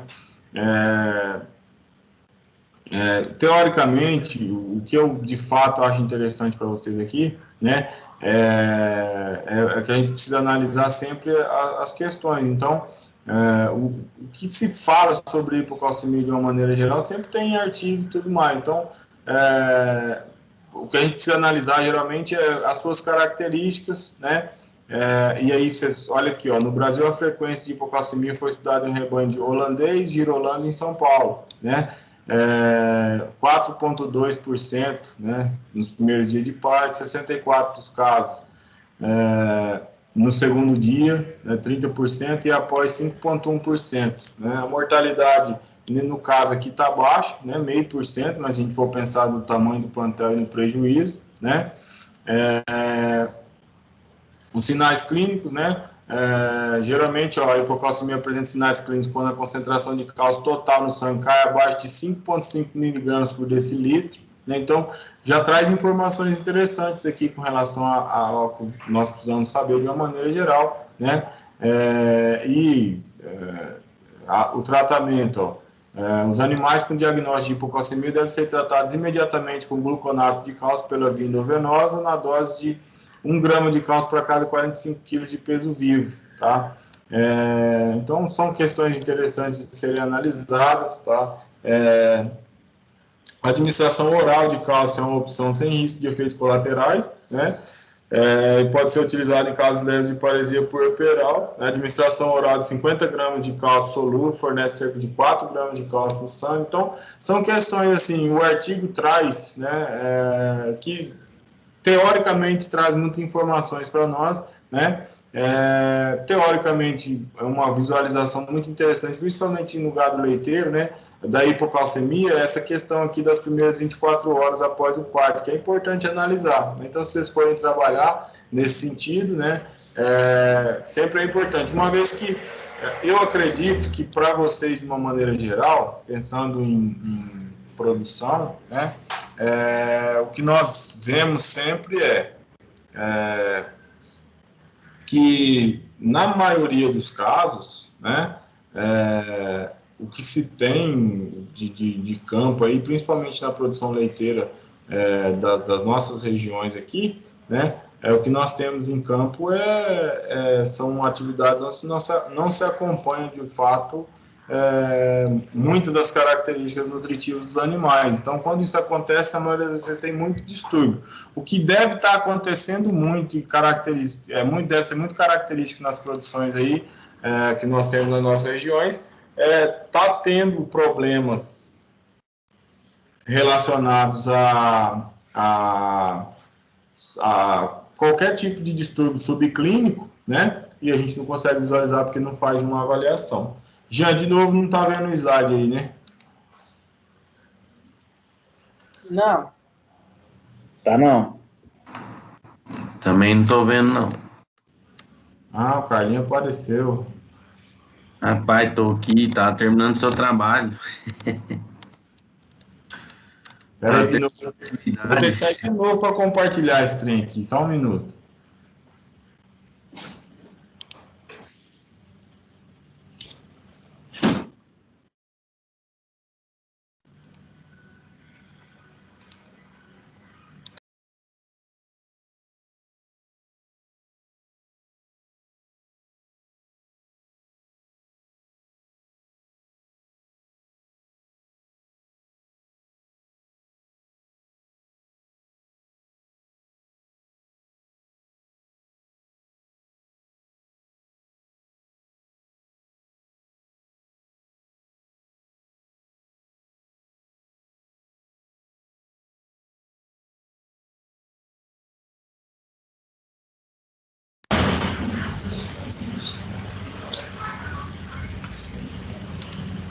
Agora acho que vai, não é possível.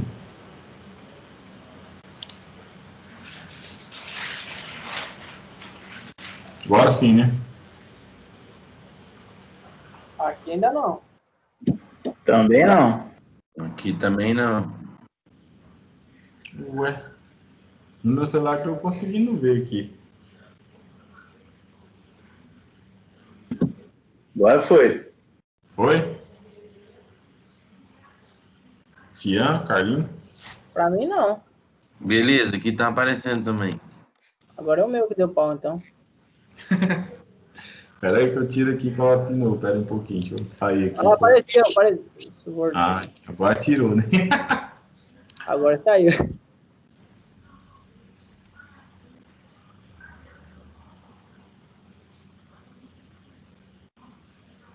Estão vendo aí? Aí. Então, olha só. Dentro de uma maneira geral, para o diagnóstico de condições de bem-estar, utilizo como princípio básico a garantia das 5 liberdades estabelecidas pela FAWC. Né? Teoricamente, isso é uma gestora de bem-estar animal, né? Que determina que o animal tem que estar livre de medo, livre de características relacionadas a ambiente fora da sua característica normal, né? Que determina as características de 5 liberdades, que são os pontos mais específicos aí com relação ao bem-estar animal. No entanto, para a avaliação científica do bem-estar animal, são usados variados critérios que podem ser aplicados em 3 diferentes níveis, tá? Então, critérios baseados nos animais. Então, o animal é avaliado em si, né? Presença de lesão, se tem doença, condição corporal, comportamento desse animal, tá? Então, são critérios específicos de forma científica para avaliar esses animais. As condições que transportam esses animais, tá? Principalmente por meio da taxa de sobrevivência. Então, em suinocultura, né? Quando você tem um número de mortalidade, em avicultura também, né? E isso influencia na questão do bem-estar animal relacionado aos critérios baseados nos animais, né? Contusões e lesões em função desse transporte, né? Esses critérios são relevantes e podem ser usados em uma ampla gama de meios de produção, mas podem variar em função de diferentes grupos de animais, né? Porque nós temos indivíduos com características diferentes em função das condições. Então, são os critérios baseados nos animais, tá? Os critérios baseados nos recursos, né, focam a análise das instalações. Então, os alojamentos, os equipamentos utilizados na ordenha, por exemplo, né, características relacionadas à alimentação, tipo de coxo, tipo de bebedouro que você trabalha, a forma como se tem esses bebedouros, né, eles são tão fáceis de medir e podem estar estabelecidos a partir de pesquisas. No entanto, são mais aplicados em condições uniformes, não se constituindo em bons indicadores quando os sistemas de produção são muito diferentes. Então, eu não consigo comparar sistemas de produção que têm um investimento diferente do outro, com características diferentes, mas estão relacionados aí critérios baseados nos recursos utilizados para a produção, pensando num quesito de bem-estar, tá? E os critérios relativos à gestão, né? Então, cuidado humano como um fator importante bem-estar animal. Então, a habilidade e competência do funcionário que trabalha para manejar os animais, né, para fornecer a alimentação, a higiene que deve ser utilizada, então o teste, né, o California Mastite Test, CMT, para ser feito, o funcionário faz, se ele coloca luva, se ele faz da forma correta, espera o tempo correto, faz a agitação de forma correta, né? Manutenção de registro, então as avaliações, as anotações, tudo isso leva-se em consideração, né? Quanto maior o potencial, quanto mais característico for a gestão, melhor né? Então, teoricamente, relacionados aos animais, relacionados aos recursos e à gestão, são fatores específicos que caracterizam aí o bem-estar, né? O Código Sanitário de Animais Terrestres do ano de 2014 da Organização Internacional de Epizootias, né, possui recomendações para o planejamento de sistemas de produção adequados às necessidades do bem-estar animal. Essas orientações estão divididas em 3 grandes grupos: o de biossegurança e saúde animal, os de aspectos ambientais e os de manejo, conforme está descrito no livro, né, a seguir. né? Então, teoricamente, aqui eu quero que vocês falem sobre os 3 tipos aqui, os 3 grandes grupos, né, de orientações relacionadas à biossegurança, saúde e saúde animal, os de aspectos ambientais e os de manejo, tá? Então, teoricamente, né, o Código Sanitário de Animais Terrestres, ele determinou, né, a recomendação relacionadas aos bem-estar dos animais, voltados para biossegurança, saúde animal, aspectos ambientais e manejo, né? Eu quero que vocês falem sobre esses 3, as 3 orientações de uma maneira geral. Essa é a primeira atividade. E a segunda, quais são os principais pontos críticos do sistema de produção de bovinos de corte e dos bovinos de leite relacionados a bem-estar animal? Então, dentro da bovinocultura leiteira, quais são os principais pontos críticos relacionados ao bem-estar desses animais leiteiros? Tá? Ambiente, em função do calor, por causa das características das raças desses animais, ou transporte, porque a gente movimenta muito esses animais, enfim, vocês precisam caracterizar isso, né? E quais os impactos e benefícios de se trabalhar considerando o bem-estar dos animais. Então, quando eu utilizo, né, de características relacionadas a bem-estar, qual é o impacto disso? Qual é o benefício de se trabalhar com essas atividades? Tá? Essa seria a atividade para vocês fazerem de uma maneira geral. Acredito eu que vocês puderem aproveitar o tempo de vocês para responder essa aqui e essas 2 aqui, vocês conseguem aí entregar ainda hoje. Nós temos aí em torno de uns 40 minutos, acho, para a aula, né? De uma maneira geral, se vocês fizerem, se esforçarem, eu vejo vocês muitas vezes aí fazendo uma correria para entregar na aula de semana que vem, né? Atividade, às vezes vocês têm que fazer na hora aí, talvez não conseguem nem prestar atenção na aula aqui, então achei interessante deixar esse tempinho. Se vocês julgarem necessário, acredito que não, né? Vocês podem entregar na semana que vem, mas aí lembrando que não é importante, não é interessante perder esse tempinho que vocês têm que fazer agora, tá? Qualquer dúvida, qualquer coisa, eu estou à disposição. Se vocês precisarem de alguma coisa, alguma dúvida aí, com relação à aula, com relação às atividades? Ô, Paulo, você já postou essa aula aí ou não? Não. Esse slide aí você vai postar lá na aula, lá, para nós poder pegar as perguntas? Deixa eu postar isso aqui agora. Eu tirei foto, eu posto no grupo lá da Bovinocultura lá. Faz, por favor, porque às vezes a internet que tá, vai demorar para postar. Já mandei lá no grupo, tirei foto e mandei. Tem aqui as fotos. Obrigado.